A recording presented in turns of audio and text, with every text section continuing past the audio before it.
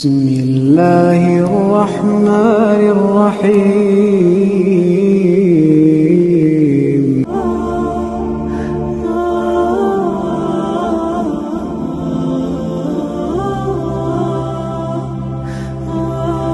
الحمد للہ وحدہ والصلاة والسلام علی من لا نبی بعدہ اما بعد فاعوذ باللہ من الشیطان الرجیم قد جاءکم من اللہ نور وکتاب مبین یہدی بہ اللہ من اتبع رضوانہ سبل السلام ویخرجهم من الظلمات الى النور وقال النبی صلی اللہ علیہ وسلم انی مکتوب عند اللہ خاتم النبیین وان آدم لمنجدل فی طینہ وقال النبی صلی اللہ علیہ وسلم انا آخر الانبیاء وانتم آخر الامم۔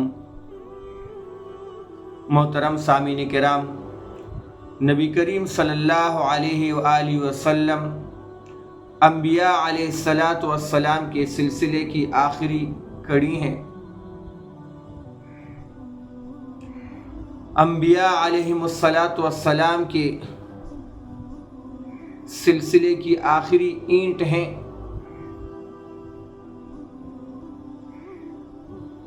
فرمایا نبی کریم صلی اللہ علیہ وسلم نے کہ میری اور مجھ سے پہلے جو انبیاء علیہ السلام گزرے ہیں، ان کی مثال ایسی ہے کہ ایک شخص نے ایک بہترین محل تیار کروایا،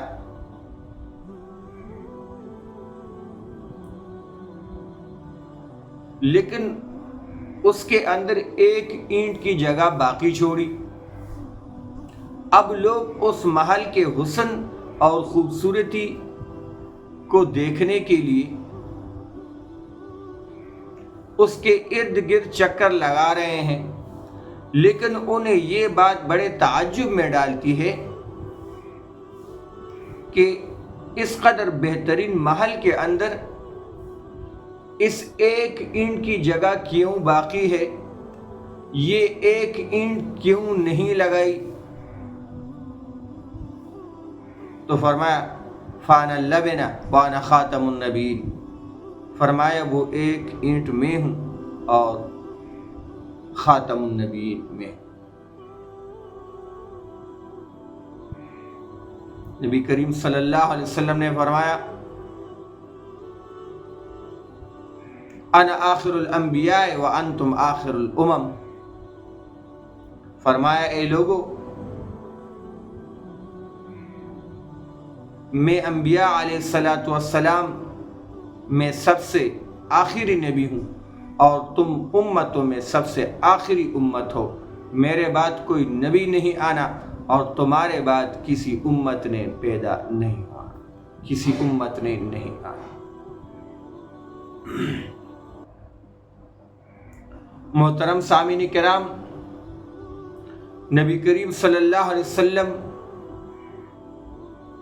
کی شان سے واقف ہونا سہل بات نہیں، آسان نہیں، لیکن پھر بھی کوشش ہوگی کہ نبی کریم صلی اللہ علیہ وسلم کی شان مبارک جتنی ہم بیان کر سکیں اتنی کر لیں، تاکہ ہم گمراہی سے بچیں، ہم بھٹکنے سے بچیں، ہم صراط مستقیم پر چلنے والے ہوں۔ محترم سامعین کرام، نبی کریم صلی اللہ علیہ وسلم کی شان اس دنیا میں تشریف لانے سے پہلے واضح تھی۔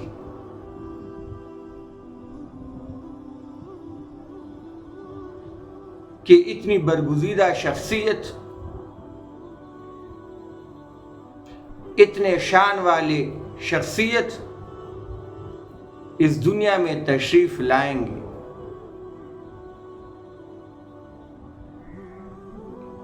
کعب احبار رضی اللہ عنہ فرماتے ہیں کہ ہم نے کتب سابقہ میں یہ لکھا ہوا پایا کہ محمد رسول اللہ مولدہ بمکہ ومہاجرہ بیثرب وملکہ بالشام، کہ حضرت محمد صلی اللہ علیہ وسلم مکہ میں پیدا ہوں گے، ہجرت مدینہ کی طرف کریں گے اور حکومت ان کی ملک شام میں ہوگی۔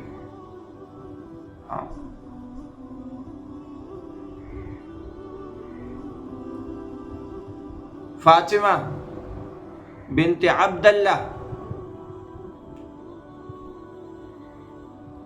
اس وقت بی بی آمنہ کے پاس موجود تھیں جس وقت نبی کریم صلی اللہ علیہ وسلم کی ولادت باسعادت ہو رہی تھی۔ فرماتی ہیں کہ جس وقت نبی کریم صلی اللہ علیہ وسلم کی ولادت باسعادت ہو رہی تھی تو وہ کمرہ روشن ہو گیا اور اس روشنی میں شام دکھائی دیا، ملک شام کے محلات دکھائی دیے۔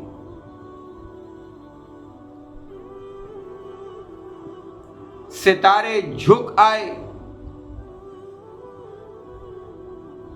اور ایسے محسوس ہونے لگا کہ ان قریب یہ ستارے ہم پر ٹوٹ پڑیں گے۔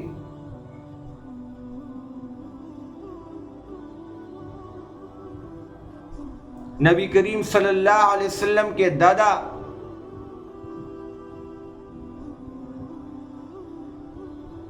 نبی کریم صلی اللہ علیہ وسلم کے دادا عبد المطلب فرماتے ہیں کہ میں نے نبی کریم صلی اللہ علیہ وسلم کی ولادت باسعادت سے پہلے خواب دیکھا کہ میرے پشت سے ایک زنجیر نکلی اور وہ زنجیر آسمان سے زمین تک تھی۔ اس کے بعد وہ مشرق سے مغرب کی طرف پھیلی، اس کے بعد وہ ایک تناور درخت بن گیا اور اس درخت کے پتوں سے نور جاری ہوا اور لوگ اس نور پہ لپٹنے لگے، چمٹنے لگے، اور فرمایا کہ اہل مکہ میں سے کچھ لوگ اس درخت کو کاٹنا چاہتے تھے، لیکن ایک نورانی شخصیت آتا جو ان کے راستے میں حائل ہو جاتا، ان کے لیے رکاوٹ بن جاتا۔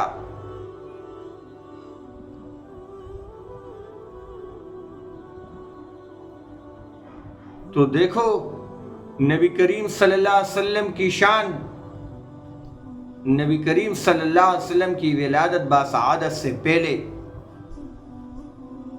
اہل دنیا پر واضح کر دی گئی تھی۔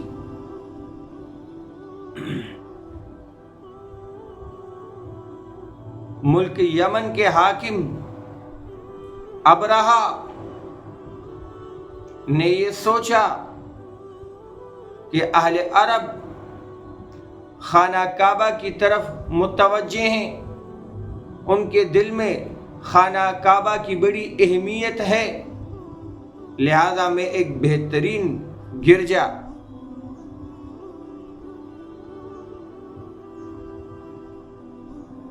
صنعاء شہر میں یمن کے دارالحکومت میں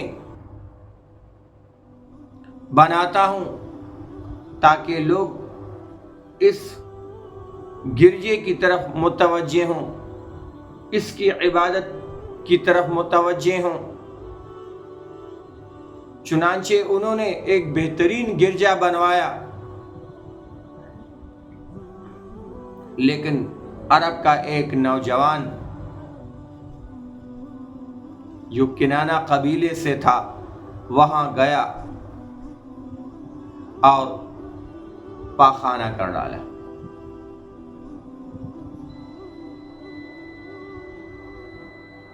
اب ابرہہ کو یہ بات بہت ہی ناگوار گزری، لہذا اس نے قسم کھا لی کہ میں مکہ کو منہدم کروں گا، ملیا میٹ کروں گا۔ چنانچہ وہ لشکر لے کر یمن سے خانہ کعبہ پر حملہ آور ہونے کے لیے نکلا۔ راستے میں جو عرب قبائل بھی اس کے سامنے آتے انہیں شکست دیتا، مار ڈالتا، کیونکہ اس کے پاس زوراور فوج تھی، جنگی بہترین ساز و سامان تھا، کیونکہ وہ ایک حکمران تھا۔ اب جب یہ خانہ کعبہ کے قریب آیا تو اس نے وہاں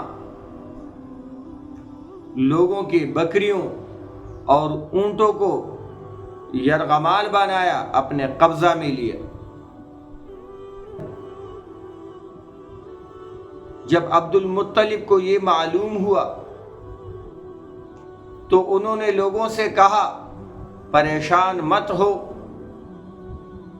خانہ کعبہ اللہ کا گھر ہے، اسے کوئی بھی منہدم نہیں کر سکتا، لہذا وہ لوگوں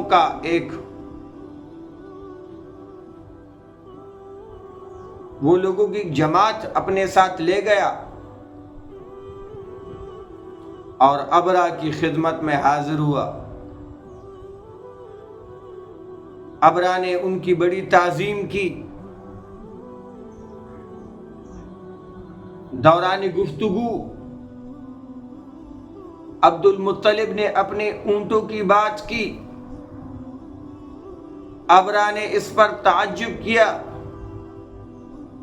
کہ میں تو خانہ کعبہ کے منہدم کرنے کے لیے آیا ہوں اور تم اونٹوں کی بات کرتے ہو۔ عبد المطلب نے جواباً کہا انا رب الابل وللبیت رب سیمنعہ، میں اونٹوں کا مالک ہوں اور خانہ کعبہ کا اپنا مالک ہے، اپنا رب ہے جو اس کی حفاظت کرے گا۔ چنانچہ ابرہہ نے تھوڑی دیر سوچ کر عبد المطلب کے 200 اونٹ ان کے حوالے کیے۔ عبد المطلب جب خانہ کعبہ تشریف لائے تو لوگوں سے کہا کہ اپنے جانور خانہ کعبہ کے نظر کرو۔ اس کے بعد خانہ کعبہ گئے، اللہ کے سامنے گڑ گڑائے، روئے، اپنے اور خانہ کعبہ کے حفاظت کی دعا مانگی، اور اس کے بعد گئے اور پہاڑ پر بیٹھ گئے۔ ابرہہ خانہ کعبہ پر حملہ آور ہوا، چنانچہ وہ جیسے ہی بڑھنے لگا یکایک پرندوں کے جھنڈ آئے، ان کے چونچوں میں، ان کے پاؤں میں کنکریاں تھیں اور وہ گولی کا کام کرتی۔ وہ کنکری جس بندے کو اونٹ کو لگتی اس کو ڈھیر کر دیتی، اس کا کام تمام کر دیتی۔ چنانچہ اس طرح سارا لشکر خاکستر ہو گیا، ختم ہو گیا۔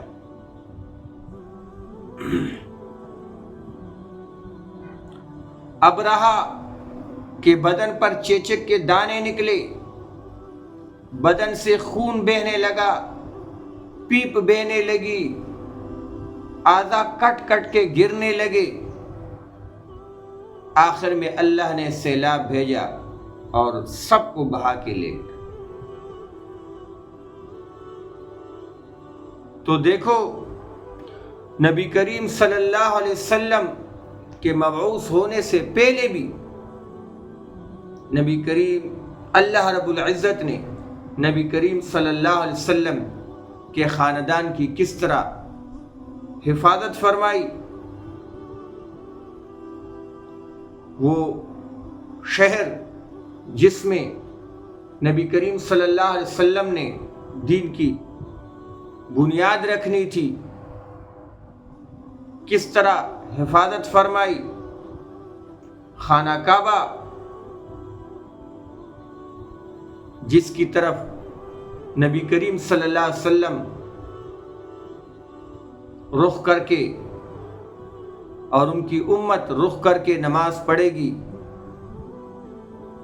نبی کریم صلی اللہ علیہ وسلم کے دنیا میں تشریف لانے سے پہلے ان کی کس طرح حفاظت فرمائی۔ یہ شان ہے میرے نبی کی، یہ شان ہے ہم سب کے نبی کی صلی اللہ علیہ وسلم۔ محترم سامعین کرام،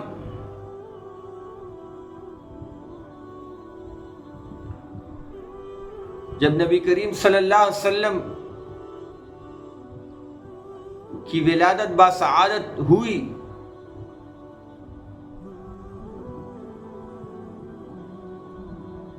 تو ابو لہب نے اس خوشی میں اپنی ایک باندی سویبہ کے نام سے آزاد کی۔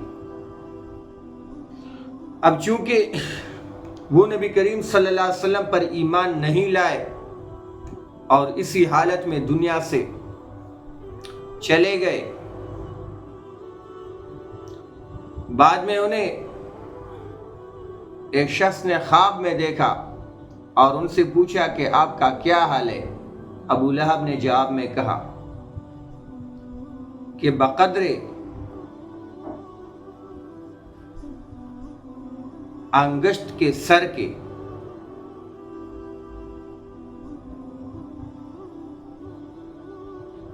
مجھے پانی پلایا جاتا ہے،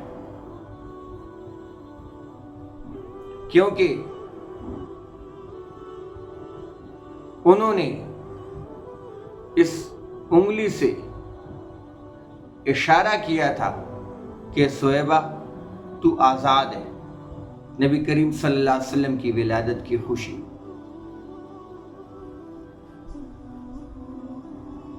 حضرت عباس رضی اللہ عنہ نے حضرت عباس رضی اللہ عنہ نے بھی انہیں خواب میں دیکھا اور ان سے پوچھا کہ آپ کا کیا حل ہے، تو ابو لہب نے جواب میں کہا کہ پیر کے روز عذاب ہٹا دیا جاتا ہے۔ حالت تو میری بہت بری ہے لیکن پیر کے روز عذاب ہٹا دیا، اس لیے کہ نبی کریم صلی اللہ علیہ وسلم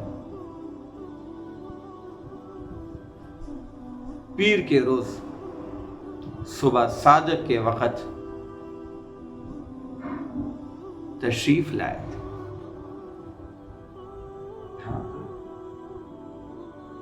یہ ہے شان میرے نبی کریم صلی اللہ علیہ وسلم کی۔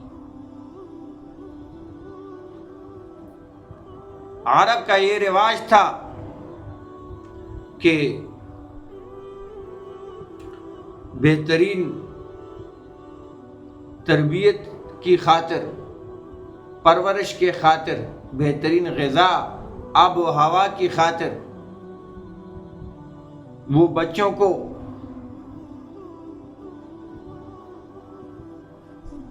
گاؤں کی طرف بچپن میں بھیجتے تھے، ان کا معاوضہ دیا کرتے تھے، ان کی تربیت کرنے والوں کو، ان کی پرورش کرنے والوں۔ چنانچہ اسی خیال سے بنی سعد کی خواتین مکہ مکرمہ تشریف لائیں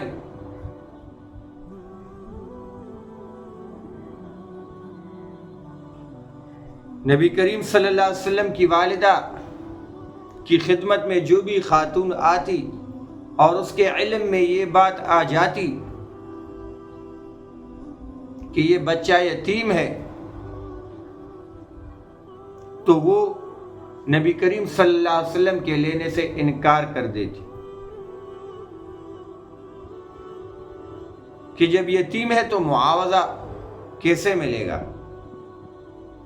تمام خواتین نے بچے لیے لیکن ایک حلیمہ سعدیہ کو بچہ نہ ملا۔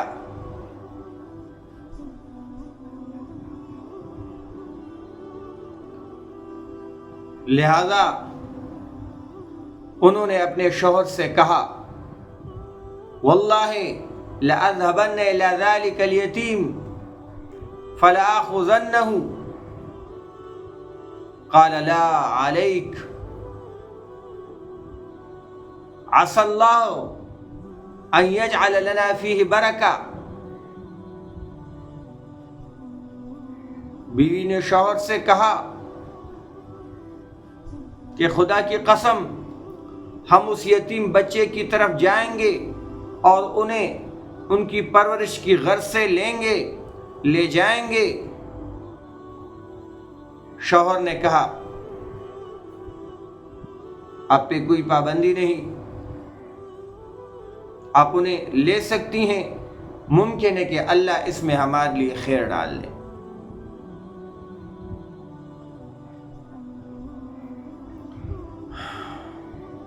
چنانچہ ان کا نبی کریم صلی اللہ علیہ وسلم کے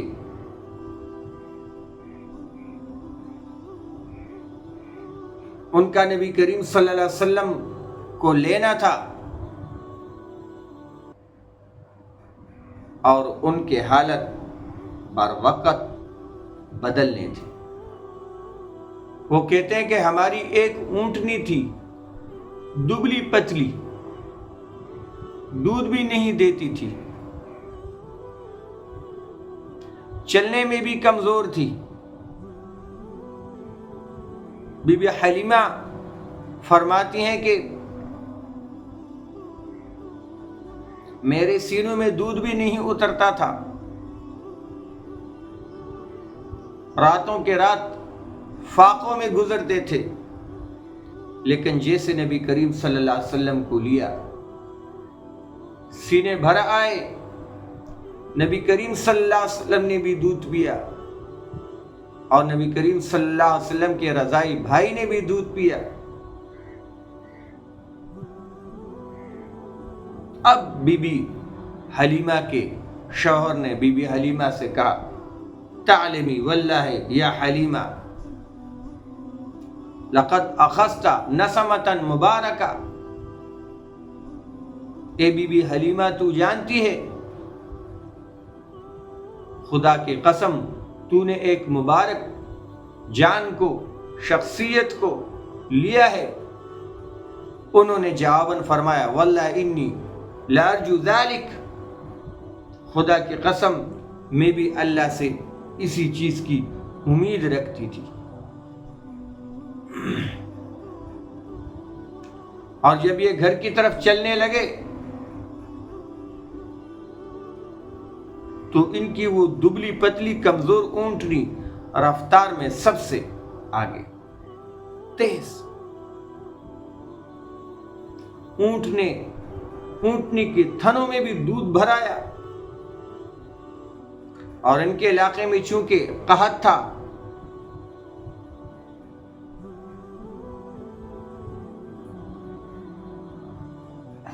اس لیے جانوروں کو صحیح غذا نہیں ملتی تھی، لیکن جب رات کو ان کی بکریاں چر کر آتی شام کو تو ان کے تھن بھرے ہوئے ہوتے تھے اور لوگوں کے بکریوں کے تھنوں میں کوئی خاص دودھ نہیں ہوتا تھا۔ اب لوگوں نے اپنے چرواہوں سے کہا کہ جہاں حلیمہ کی بکریاں چرتی ہیں تم بھی وہاں اپنی بکریاں چرایا کرو، لیکن نتیجہ وہی کہ ان کے بکریوں کے تھنوں میں دودھ کم اور حلیمہ سعدیہ کے بکریوں کے تھن دودھ سے بھرے ہوتے تھے۔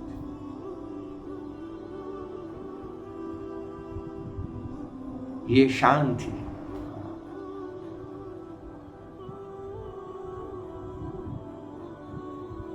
دائیں حلیمہ 2 سال کے بعد نبی علیہ السلام کو اپنی والدہ کے پاس لے گئے، لیکن اصرار کیا۔ دوبارہ لے جانے پر تو بی بی آمنہ نے اجازت دے دی،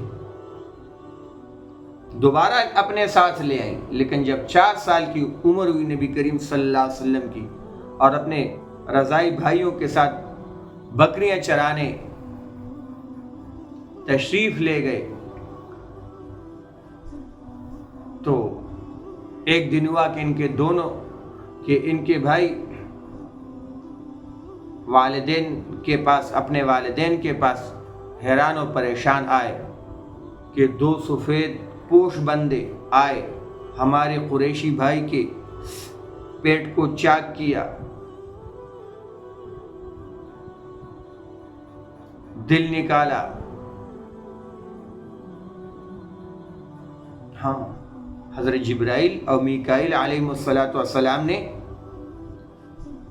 سونے کا تشت لایا، نبی علیہ السلام کے دل کو چاک کیا، برف سے نبی علیہ السلام کے دل کو بھی دھویا، پیٹ کو بھی دھویا، اور جمع ہوا خون نبی علیہ السلام کے دل مبارک سے نکالا، اور انہوں نے کہا کہ یہ شیطان کا حصہ ہے، یعنی یہ وہ مقام ہے جہاں شیطان اپنا مسکن بناتا ہے، ٹھہرتا ہے، لہذا اسے نکالا جائے تاکہ شیطان کے لیے نبی علیہ السلام کی سینے میں، دل مبارک میں ٹھہرنے کی کوئی جگہ باقی نہ ہے۔ ہاں، چنانچہ ان کے بھائی رضائی بھائی پریشان اپنے والدین کے پاس آئے کہ فرشتے آئے، انہوں نے ہمارے قریشی بھائی کے پیٹ کو، سینے کو چاک کیا اور اب سی رہے ہیں۔ یہ دونوں دوڑے دوڑے جب نبی کریم صلی اللہ علیہ وسلم کے پاس تشریف لے گئے تو نبی علیہ السلام کو حیران سا پایا، نبی علیہ السلام سے پوچھا، انہوں نے اپنا حال بیان کیا۔ اس کے بعد بی بی حلیمہ نبی علیہ السلام کو اپنی والدہ بی بی آمنہ کے پاس لے آئیں، لیکن بی بی آمنہ نے فرمایا کہ پریشانی کی کوئی بات نہیں، میرے اس بیٹے کی بڑی شان ہو۔ لہذا میرے محترم سامعین کرام، نبی کریم صلی اللہ علیہ وسلم کی بہت ہی بڑی شان ہے، بہت ہی اعلیٰ صفات ہیں، ہمارے لیے قطعاً زیبا نہیں کہ ہم مرزا غلام احمد قادیانی یا کسی دوسری شخصیت کو اللہ کا آخری نبی تسلیم کریں، ذلی نبی یا امتی نبی تسلیم کریں، یا نبی علیہ السلام کی کسی حدیث سے انکار کریں اور اپنے آپ کو مسلمان سمجھیں، یہ ہماری بہت ہی بڑی غلطی ہوگی، اور ہم 100% دائرہ اسلام سے خارج ہو کر دائرہ کفر میں داخل ہونے والے ہوں گے۔ اللہ سے دعا ہے کہ ہم سب کی ایمان کی حفاظت فرمائے، نبی علیہ السلام سے سچی محبت، اللہ سے سچی محبت عنایت فرمائے، اللہ کے حکموں کو احسن طریقے سے بجا لانے کی توفیق عنایت فرمائے، نبی علیہ السلام کی مبارک سنتوں کو سینے سے لگانے کی توفیق عنایت فرمائے۔ وآخر دعوانا الحمدللہ رب العالمین۔